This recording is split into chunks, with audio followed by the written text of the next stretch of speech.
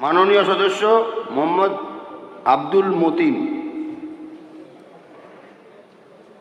মাননীয় speaker sir, আমি হাড়োয়া 121 বিধানসভার প্রতিনিধি এবং উচ্চশিক্ষা দপ্তরের মাননীয় মন্ত্রী মহোদয়ের কাছে আমার একান্ত আবেদন যে আমার বিধানসভা এবং পার্শ্ববর্তী বসিরহাট উত্তর বিধানসভাতে উচ্চশিক্ষার উপযুক্ত কোনো ডিগ্রি কলেজ নেই এবং এই সমস্ত এলাকার ছেলে মেয়ে যারা পড়াশুনো করতে যান কলেজে, তাদের এক হয় বেড়া চাপাতে যেতে হবে, না হলে বারাসাত, এদিকে দূরে রয়েছে রাজারহাট।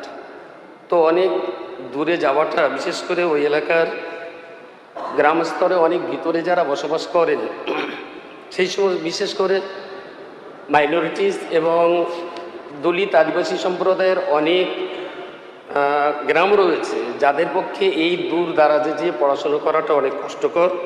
সুতরাং সেখানে যদি একটা ডিগ্রি কলেজের ব্যবস্থা করা হয়, তাহলে আমার মনে হয় শিক্ষার ক্ষেত্রে ওই এলাকার ছাত্রছাত্রীরা অনেক উপকৃত হবে এবং শিক্ষার গুণগত মানও বাড়বে বলে আমি আশাবাদী।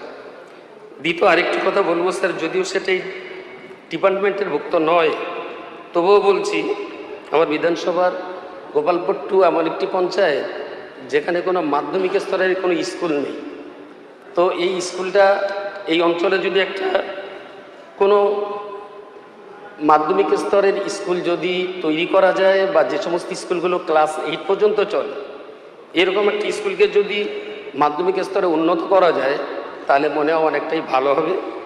এবং এই সমস্ত স্কুলগুলোর অনেকেরই প্রাইমারি, যদিও দপ্তরটা সেটা নয়, তবুও বলে রাখছি, এই বর্ষাকালে জল পড়ছে বহু স্কুলে এবং স্কুলের চারিপাশে জল জমে বাচ্চাদের স্কুলে আসা যাওয়া কষ্টকর।